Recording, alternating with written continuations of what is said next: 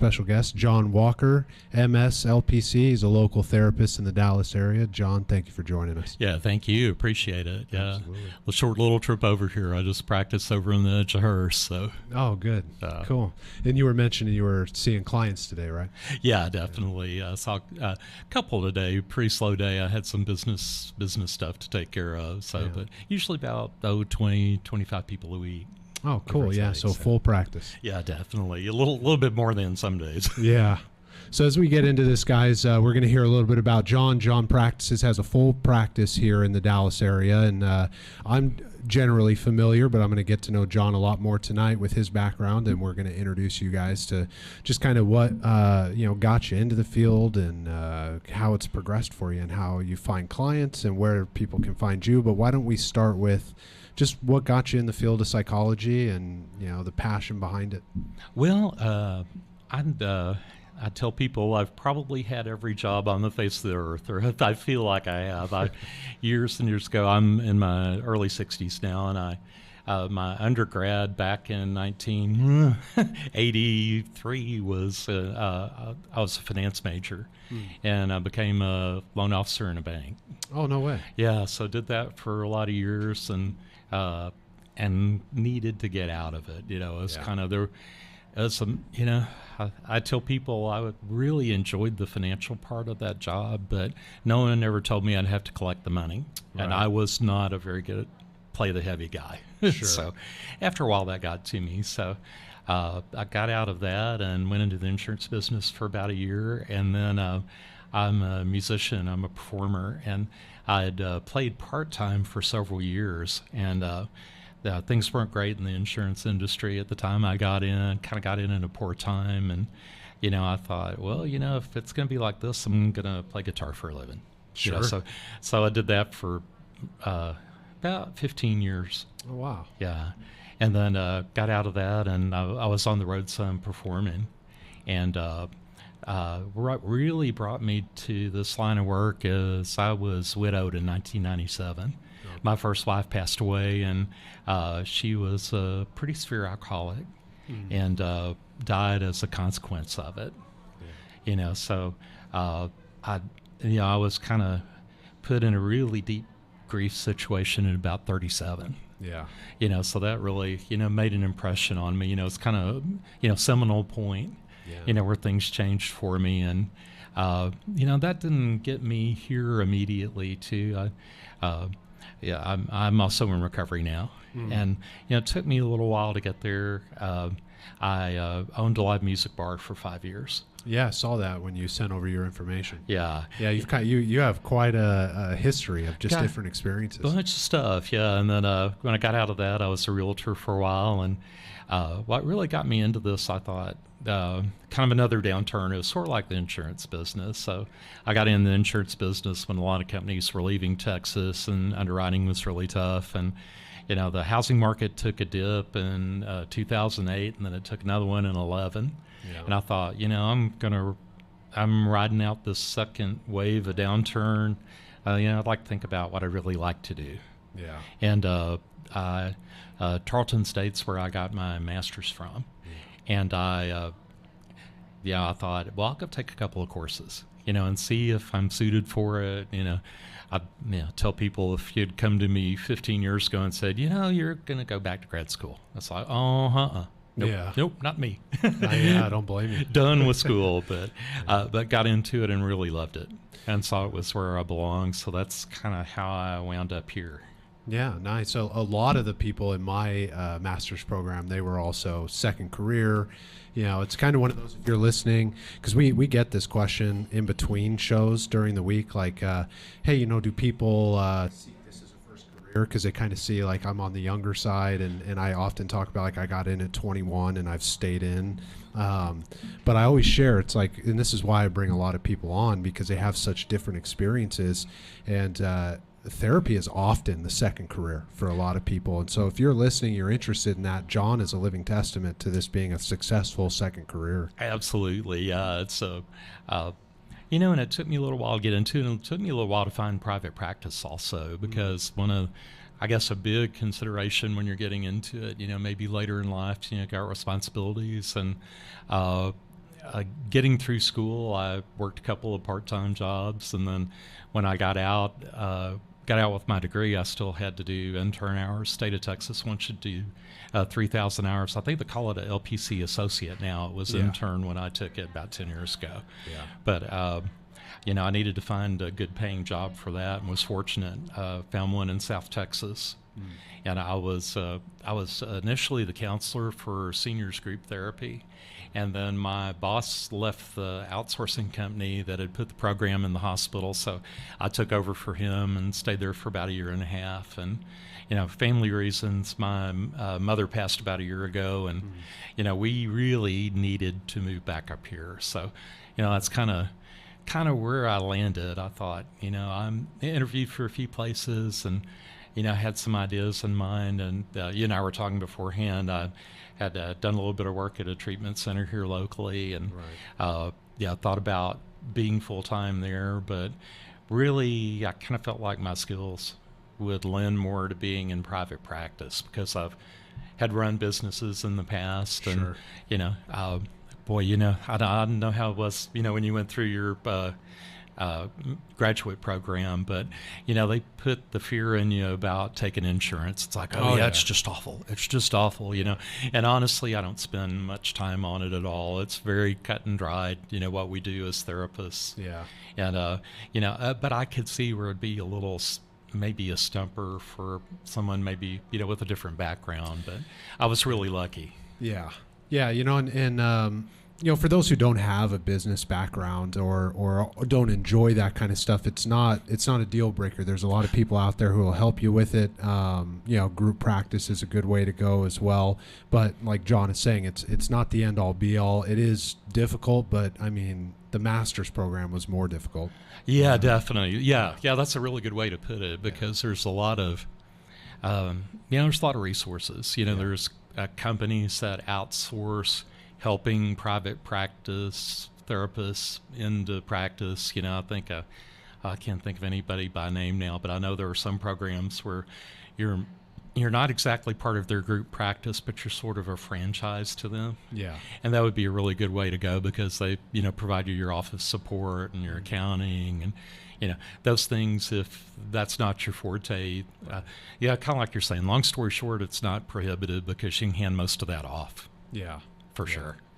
Yeah, and with you saying just kind of getting the experience and then finding that you're more suited for private practice. And also, just as I'm listening to you and as we were talking beforehand, it doesn't surprise me either, because you've got the experience in the background, and I imagine that pulls in clients specifically that want to work with you. They read your bio. When I read your biography, that's why I reached out to bring you on the show, and I'm sure you find that people, when they hear your information, they're reaching out and they're eager to do the work. Yeah, and it's one of those things too where it was, in my case individually, it was a real advantage to get into it a little bit later in life, because I've got I think the way my website presents, got a little bit of gray hair, and maybe a little bit more than some other people, that might be locally. So, I think that kind of works to my advantage. It's one of we were talking about doing this as a second career. It really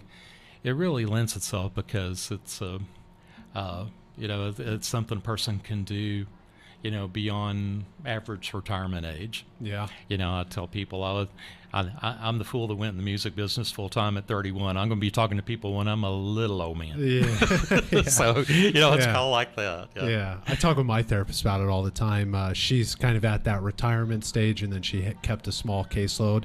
And we talk about that all the time. Is it's just a wonderful career where I just have to sit and talk, and I need to stay sharp, but she's definitely sharp. I mean, she keeps me on my toes, and but she was saying you could do this forever.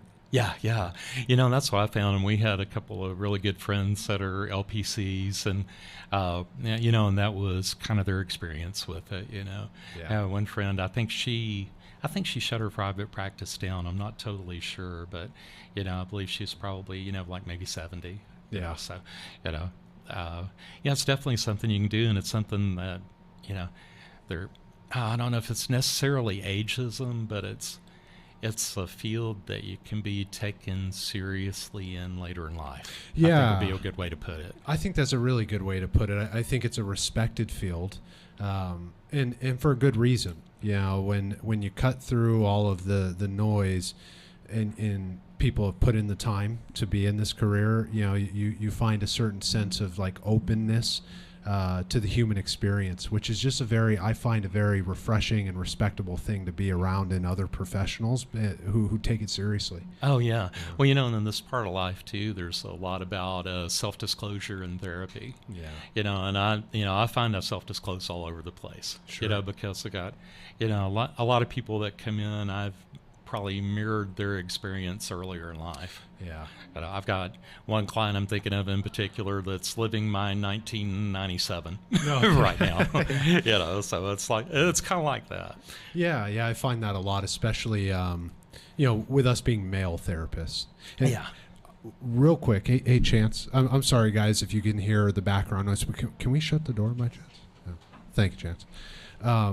Being male therapists, I talk with my best friend who I did my master's program with. He's a male therapist as well, and like how different it is for two dudes to sit down and talk about their feelings. Yeah, I'm sure you've experienced that too, and just kind of like, you know, it's not that guys like you and I have the hardest time in the world talking about our feelings, but in the beginning it's a whole new process of learning how to do that effectively, but also being around a world of men who aren't the best at it.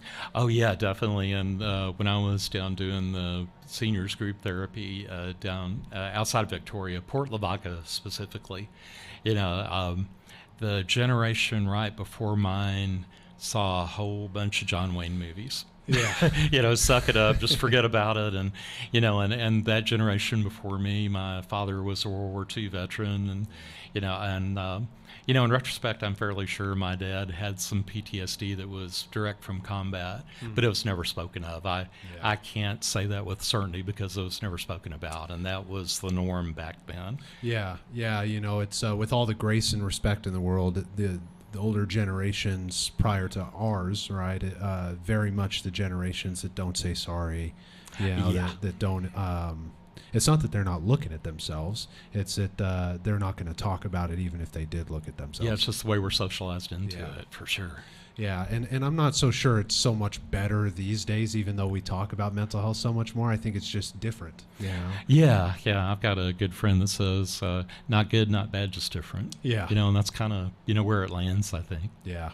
Yeah, because you hear a lot of it these days, especially with stuff like this and media. Everybody wants to talk about how the generations are different, but it's like all the same things that we would complain about the older generations. They were complaining about the generations prior to them and the generations after them. It's the way we operate as humans. Yeah, well, it's one of those rights of getting to middle age when you can go, God, the music, I just know. I don't get it. Yeah. You know, I had that moment with Led Zeppelin with my folks, you know, so it's like, yeah. What kind of music were you playing? I did mostly singer-songwriter. I performed some at the Kerrville Folk Festival. Oh, okay. They have, how I got involved in that was back in 1986. I was on the New Folk stage for them. Okay. They'd pick 40 singer-songwriters, and I was on that, and it kind of was my entree into, you know, really kind of what got me touring later on. Yeah. Because I just loved the music, and then, you know, it's kind of over a long period of time, I was, you know, straight on a guy that was a loan officer in a bank when I found that. Yeah. And then slowly over time, I understood that, well, this can be a vocation. Yeah. You know, and it was a really fulfilling one for a while. I imagine. Yeah, I work with a few young musicians, and of course the landscape there has changed. I think with the passions behind it, they're not playing guitar and singer-songwriter, they're doing more like house music and stuff. Yeah, exactly. But I have a few that are pretty successful with it, and they love it. They love it. Yeah, it's just you know, it's kind of one of those things you can't stop doing. Yeah. And fortunate to have a lot of friends doing that too. In fact, I was just right before we went on, I was texting a friend of mine saying, yeah, we're in your town tonight. And it's like, well, I'm spoke for, so. Yeah. Nice. Yeah, and so you mentioned earlier that you've done some work with older generations, which comes with a lot of grief and loss, and kind of mirroring some of those experiences to be able to help people navigate it. And I'm curious if you could just shed some light on, kind of what your experience in that has been working with people who are experiencing loss, and just kind of, words of encouragement you might give to those who listen to this show. Well, and it was like when I was widowed, I was in grief therapy, I think 3 days after Katie's funeral. So, and carried a lot forward from that, kind of find myself quoting that a lot. One thing they told me is, don't let anyone tell you how to grieve. Yeah. Which they could have said probably alternately, that grief is such an individual thing for each person. Now, since I've got a little bit of training in this now, I add to that, don't let anyone tell you how to grieve unless you're harming yourself or someone else.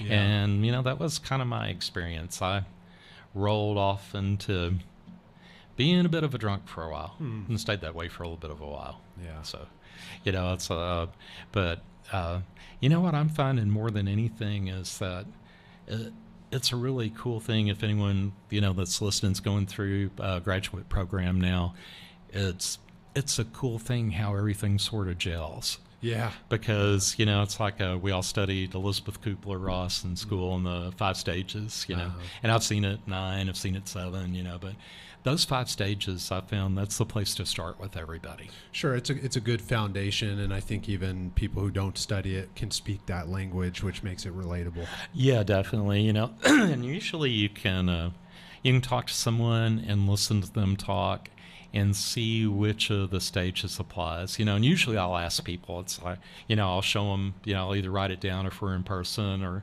the telemedicine software I use will let you PM back and forth, right. And I'll send it to them and I'll say, do any of those 5 resonate?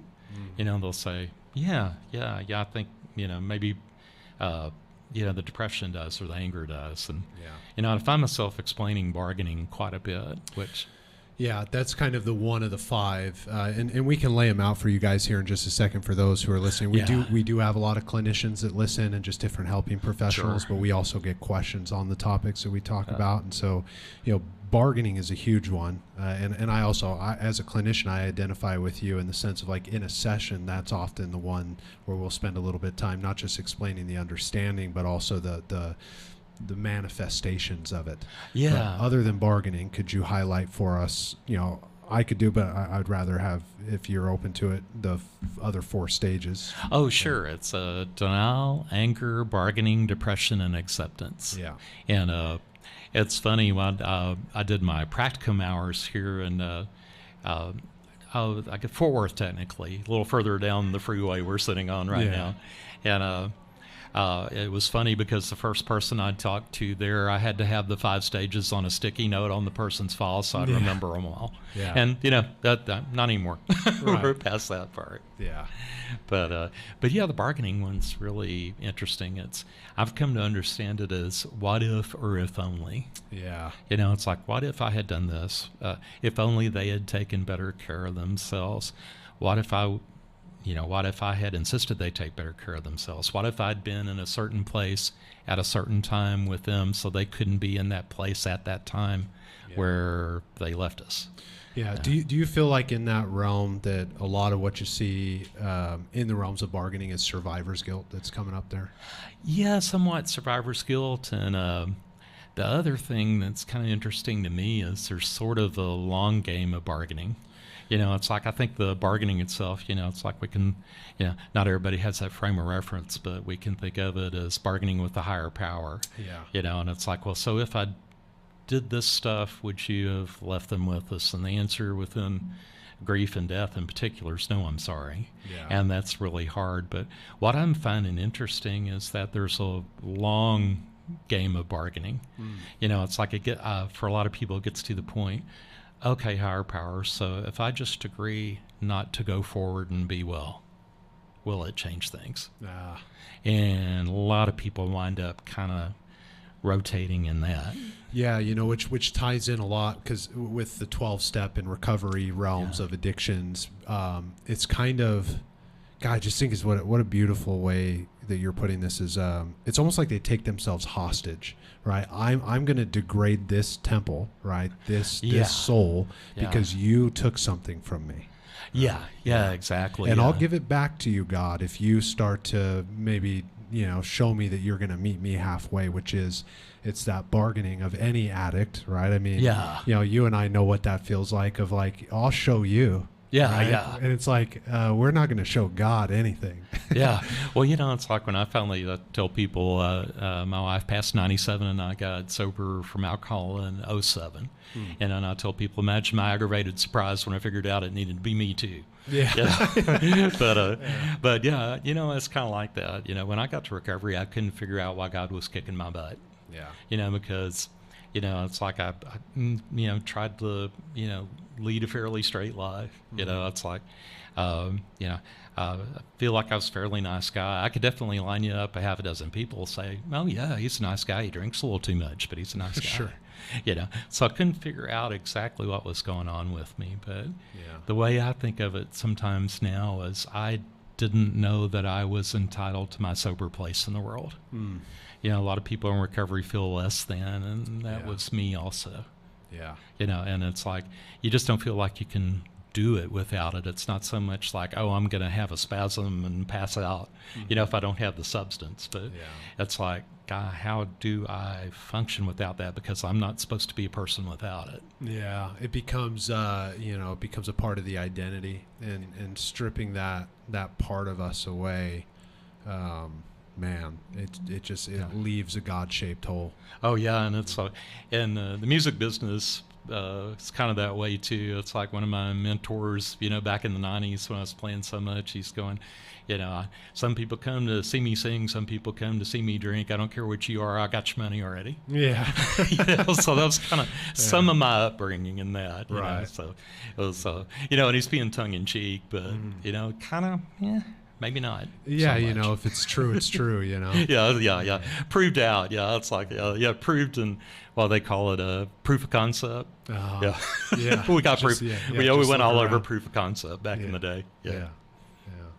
And just with the worthiness that you're talking about, when you were talking to the listeners a moment ago and just kind of sharing like, hey, look, if you're in a master's program or you're thinking about it, and I think a note to share is like, if you're struggling and you want to do this stuff, man, you're in good company.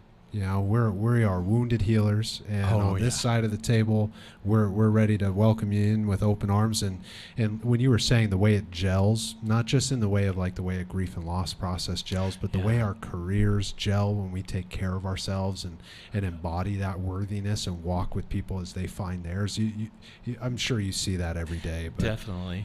And as I think if someone's kind of maybe towards the end of a graduate program, you begin to feel it, because there's not an awful lot of, or at least where I went, there's really not any coursework in how do you go about sitting down with someone. I mean, I had a 48-hour master's program. It must have been probably 30, 35 hours, and we were beginning to sit down with one another and kind of train on one another. But there wasn't an awful lot of that until I got to my practicum experience, and then, you kind of get out there and you feel a little bit naked. It's like, it's like, wow, is this all, what do I do here? And then you find your feet with it, and then after you find your feet, you discover that, all that stuff that they taught me, it's beginning to make sense, and I can pick out which part of that to talk to you about. It's like any other skill. The more you practice it, the more you find yourself in it, and when you stick to the fundamentals, it becomes more. It flows better. Definitely. And it takes those years. You're working with human beings, so you're finding them and you're finding yourself. And the task of a clinician is to. My therapist always says, we're our best tool. So you're keeping yourself sharp so that when you go to the shed to use the tool, it's there. It's clean and current and ready to be used. You've got it all. Yeah, definitely. And I'm pretty much a Rogerian therapist. I use a lot of cognitive behavior therapy, but developing therapeutic bond. It's a really big thing. It's putting people at ease, talking about things. And we'll do this again, but people come in and out, especially on the live show. Uh-huh. Where would they be able to find your private practice? And we'll put all this in the comments too after, so if you guys are interested. Sure. Well, my practice name's Empathy Source Counseling, and I'm roughly at Precinct Line and Bedford Euless over in Hurst. It's technically 1245 South Ridge Court, Suite 105, Hurst, Texas. You're close to here.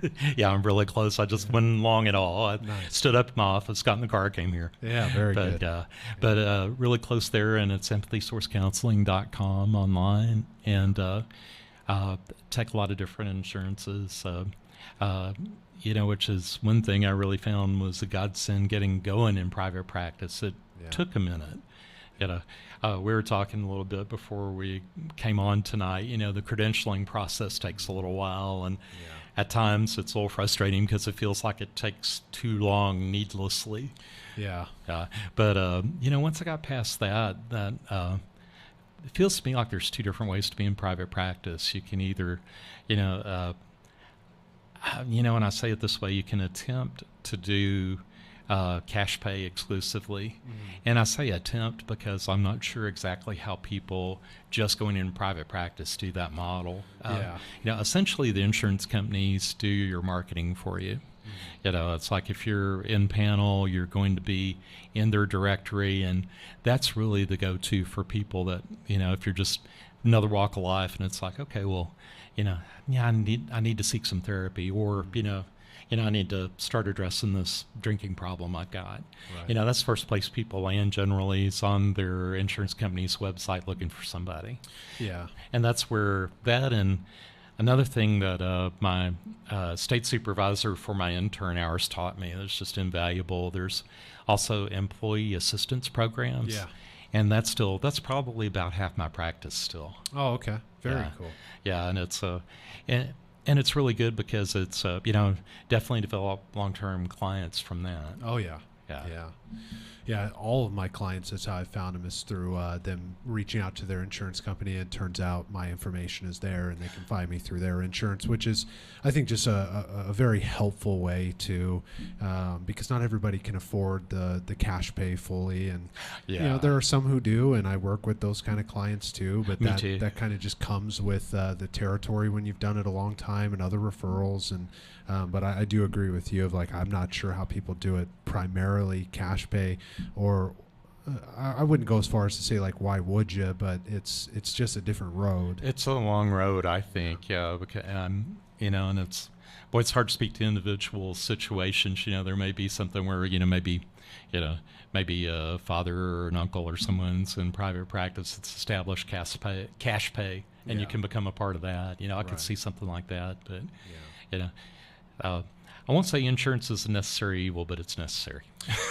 for a lot of people. And I think what I've found over the last couple of years, and maybe you've seen this too, is that a lot of insurance companies, they're paying better on the on behalf of the client and for us as clinicians. Like they've gotten a little bit better on payouts, and there's still the headaches, but they've I don't get a lot of pushback from insurance companies. I really don't either, and it's like, and of course we document everything for medical necessity, and it's like, it's kind of another thing, it's like, I don't know if we were talking live or it was before we started, but a lot of times get the fear put in us about taking insurance, and also get the fear, it's like, oh yeah, if you're not careful, insurance is going to swoop in and just they're going to say, oh well, why are you treating this person, and give all the money back, and and that has not been my experience. No, there's been a few times in my career in private practice specifically where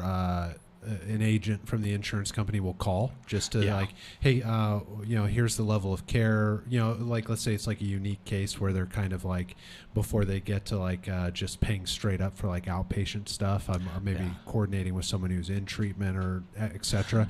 And they want a description of just kind of like what the plan is. and that's about as far as an insurance company's ever hassled me. Yeah, and it's usually yeah. a really delightful conversation. They're really just happy that we're doing what we're doing, and Yeah, they're on the other side of it and trying to help people too. Yeah. Essentially, and honestly, in private practice, usually the numbers aren't big enough, I would think, from a business standpoint, for it to be worth the insurance company's while. yeah, Because it's most of our fees are well under, most procedures in a doctor's office. yeah, I know from personal experience, I've paid for a couple lately. Sure. So it's like, whoa, you're making that? Okay, well, cool. I'm just making. yeah. So, yeah, of course they had to suffer through residency, and I didn't do that. So. Yeah, they do a little more than us, but I mean, we do our share. Yeah, I know. Yeah, oh, for sure. Yeah. So empathysourcecounseling.com, we'll have those. If you're looking at us on YouTube and you find this video, you're listening to us on Spotify, it'll be in the description. John's website's going to be in all of the descriptions, and we'll make sure it's easily accessible so that they can find you. And if you're in the Dallas-Fort Worth area, you've got a therapist here that you've spent 50 minutes with listening to his background, and and maybe you feel like this could be a fit, and just kind of looking over your information, I would recommend you. I'll be keeping your information in my file, because I'm licensed in California. So the biggest reason I'm doing this show is, number one, to get to know clinicians in the area. But number two, it's like, if someone comes to me in my networks, I don't work with Texas clients. Yeah. So I have to have places to send them. So it's been really nice getting clinicians from the area in and building that network. So like, hey, I can't work with them, but I know somebody who can.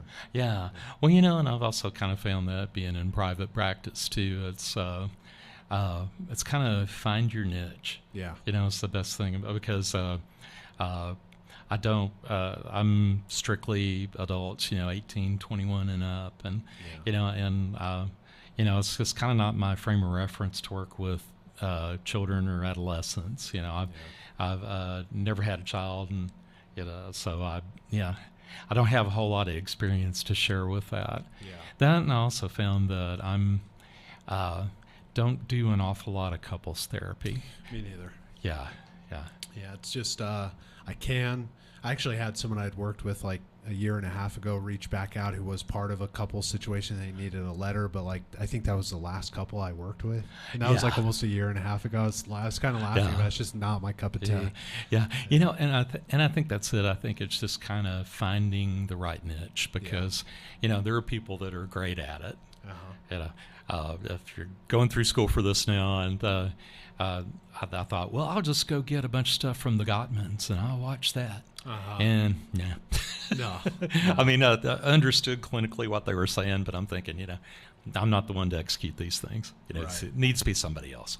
So do you predominantly, in that age range that you were talking about, do you work with a lot of 12-steppers? Is that kind of a niche that you found that you work with? What I find a whole lot is that it's people that are trying to find their way within that. Yeah. It's like it's typical for someone to, kind of be at that beginning stage of this might be a problem. And need to talk to someone, and and honestly, that might be a person that's not quite comfortable walking into a 12-step room and sitting in the back. It's like or maybe even have an aversion to it. Of course, 12 steps is our spiritual program, and a lot of times that gets mistaken for religion. Yeah, a cult. Exactly. Yeah. I've heard it all. Yeah. What's the old saying? There's a saying in the rooms that religion is for folks who are afraid of hell, and spirituality is for folks that have already been there. Yeah. And that was kind of my experience with it too. Yeah. But there's people that have an aversion to that would rather talk to someone one-on-one, at least initially. Yeah. And I try to hold the door open wide, because I've done a little bit of treatment center work, and it's like I tell people, those were usually what we call an open group, where people come and go, and we bring somebody into the group, and I'd say, well, the thing is, I got sober through the 12 step, so you hear me saying an awful lot of 12 step, you hear me say an awful lot of sayings from 12 step, Yeah. but I also recognize it's not the only way to get there.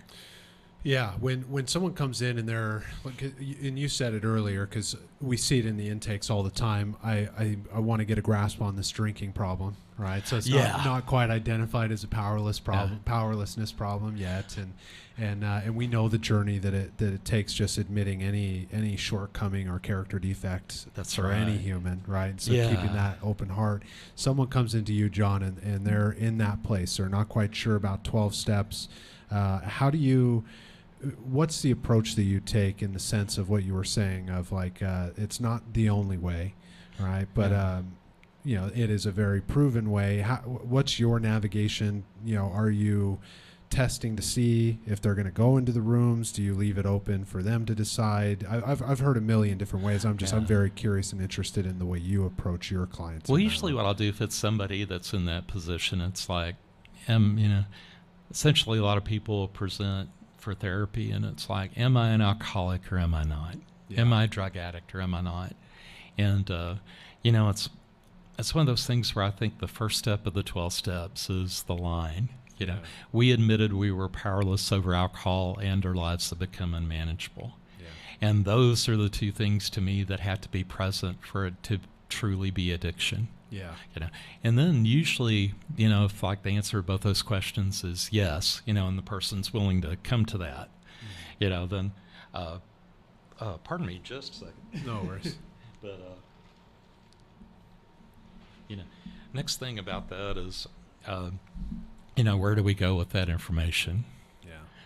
And like you say, it's like whether or not the person's open to going 12-step or, whether we need to try to find a different approach for them. And another thing I think that kind of goes across both of those directions is the disease aspect of alcoholism. Yeah.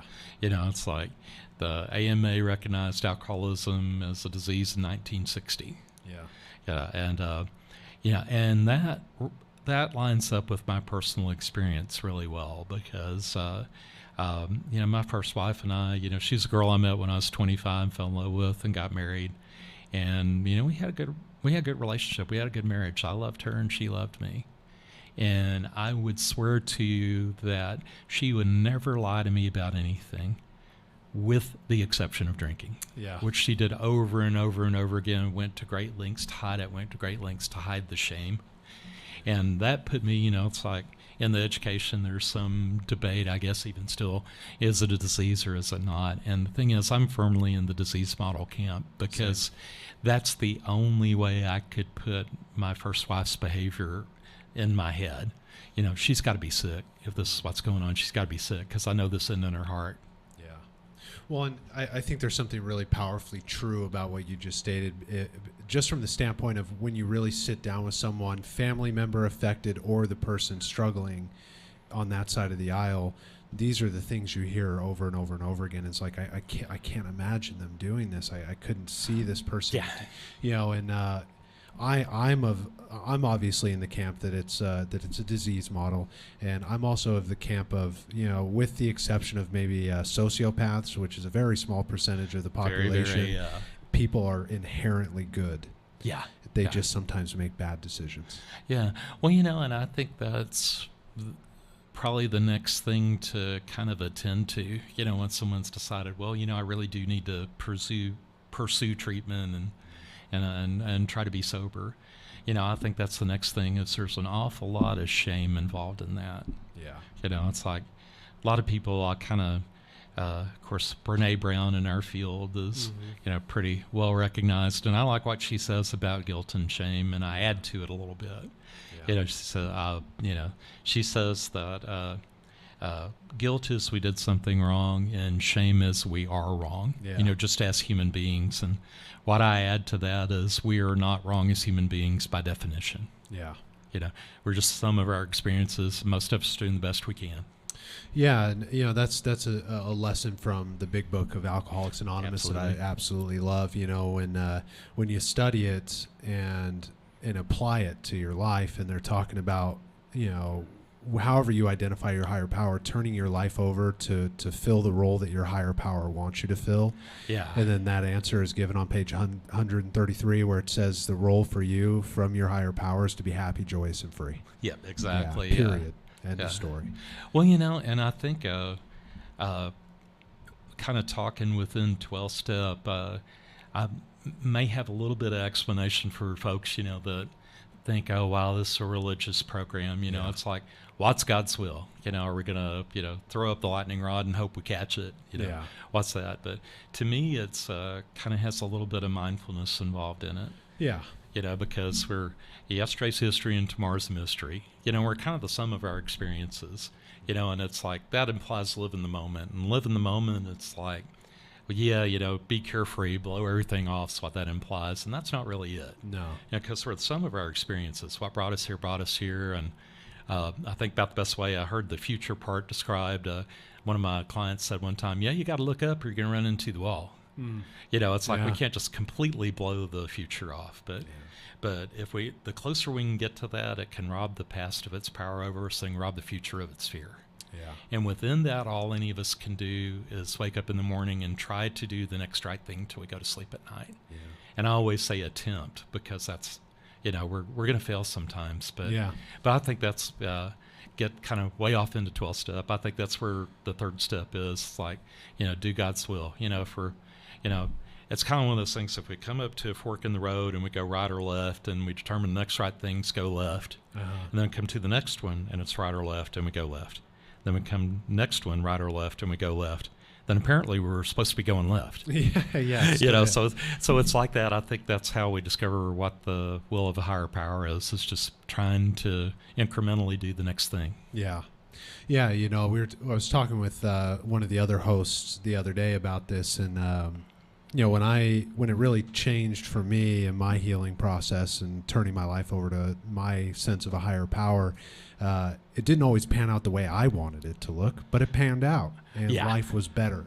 And there's a lot of peace in that. And I like how open you are about the approach of, like, the 12 steps are just they're a model of philosophy that's existed forever, that was compiled into one place that then worked. And I think that's the part I always approach clients with, is it's not like the alcoholics that came together pulled it out of their ass. They pulled it out of the right books. They were paying attention, which also goes to highlight, like, you don't have to beat yourself up so much, because these guys were about as bad as it gets, and they were very intelligent, which is, and I tell my clients, especially the young men, and I'm looking at an intelligent young man, I'm pretty sure you could figure it out too. Yeah, exactly. Yeah. Well, it's like gets said in the rooms a lot, alcoholics and addicts are some of the coolest people in the world. Oh man, guys that'll give you the shirt off their back, will tell you the funniest jokes you've ever fucking heard in your life. They're just good men, and they'll be of service to you. And I'll tell you what, more and more and more in my life, whether it's here at the studio or in my private practice or with my clients, or I'm hanging out with friends or recovery circles, what matters is being of service. It brings so much more into your life. And if there's one thing to take from, I think the stuff John and I are talking about tonight is just find ways to be of service, your unique spark, the things you bring to your community. And we talk about that a lot on this channel, but John, again, is another example of weeks and weeks in a row of clinicians coming on here and sharing that message in their own way. Because the thing is, it's like, if you're in the process getting ready to do this, it's like, well, what's my niche going to be? Your niche is probably going to find you. Oh yeah. Or you probably already have it and are maybe unaware of it fully. Yeah. Well, that's the thing about becoming a therapist, is there is an uncanny nature of the clients that walk in to see you that aligns with whatever it is that you need to be looking at. Yeah, exactly. In my 12-year career, it is uncanny. And it would happen before I knew it was an issue. It would happen while I was working on it. And now it happens way more now that I've taken steps towards actively walking a path of recovery. Now I find it way more, because God's like, okay, now you know what to do with it. Let's bring you the people who need that guidance. Well, and it's like someone in my home group says it's divine choreography.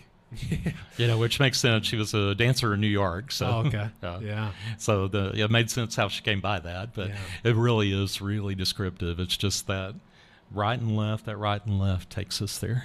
And whether it's, you know, someone coming in and we guide them towards the 12 steps, or we're guiding them towards some other modality that works, it's just about finding that process for them that's going to fit the pieces together. And people are really, they're really good at, when they process things, putting pieces together for themselves. And I often tell clients that, and I'm sure you do too as well, where, you know, I'm just here to help you see what you don't know, you know. Yeah. Well, you know, and a whole lot of it's just listening and figuring out which of the things that were in the textbook at school to say. And, you know, and honestly, a lot of people just need to get the poison out. Yeah. You know, get it out in the middle of the table. Yeah. Yeah. Which, you know, kind of becomes self-care issue after a little while. But, you know, you know, like some of our experiences, I had such an experience with so much, you know, when I was younger that, you know, it's like I don't carry an awful lot of it home. You know, it's like got a kind of the Al-Anon side of the 12 steps. You know, I'm pretty familiar with that dynamic too. And it's like, you know, it's not exactly that I don't scare easy, but also have an understanding that I'm not going to be able to bring the change about in the person. It's going to need to be them. Yeah. You know, so that doesn't exactly let me off the hook. I still need to attend and do the best I can, but I also know that I'm not responsible for outcome. Yeah, you know, and there's so much grace in those realms too, because my therapist would always tell me in the beginning, you know, everybody in Al-Anon, they have some kind of addiction going on, right? Oh, yeah. And whether it's an addiction to people, an addiction to sex, an addiction to gambling, or some unidentified addiction to a substance, you know, maybe not to the most severe degree that somebody who goes straight into the other aisle does. Right. But we as 12-steppers, we all converge into the same point. It's all God. Yeah. Right. Yeah. And we were all distracting ourselves from God. Oh, yeah. Which then paints the broader picture for society. I mean, that's been the problem since the beginning of time. Oh, yeah. Yeah. You know, and it's one of those things too where really the 12 steps are sort of applied cognitive behavior therapy. Oh, yeah. With higher power added. Yeah. You know, just a little touch. Yeah, it was funny when I was going through graduate school, and there was they didn't have us do a thesis in my master's program, but there was, of course, research methods. Yeah. Which was essentially, you know, this is what we do if we were going to do a thesis. And I thought, well, I'll compare CBT to 12-step, see which is better. And, you know, I got to researching it, and there's a thing called Project Match was done, like, I believe in the early 2000s. And I remember reading the line while I was doing the research, Project Match, perhaps the most detailed study ever undertaken. Yeah, and I thought 2003, right? Yeah, I believe that's right. Yeah, I just read Project Match. Yeah, and I'm thinking, well, that lets my idea out. Yeah. So I had to alter a little bit, but you know, it's like the results of that, as I recall, were kind of AA by nose. Yeah. You know, it's like I think they checked back with people 3 years to see if they had continuing sobriety, and like 34% for AA and 32% for CBT. Yeah. You know, so they're equally viable. And like I say, I feel like there's a lot of places where, you know, we're you know, providing people, you know, a different way to think and a different way to act in regard to their feelings. Yeah, you know, and what I liked about Project Match too, because my dissertation is on the brain disease model and how, you know, we need up to 36 months for the brain to heal after substance use. Yeah. And with Project Match, really the only deviance in the percentage, and I'm sure you saw this too, was that within the first 6 months, if the person can stay sober, the percentages match up for whatever modality you're doing for recovery. Yeah. You know, with slight higher percentages for 12-step programs. But if that person relapses within that first 6 months, their attempts to get back into long-term recovery are just demolished. Yeah. It's one of those things where, you know, I'll tell people eventually you get to where you're running out in the open field with it, you know, where it stops being a daily struggle. Yeah. You know, and it probably takes a year, you know, to get to that.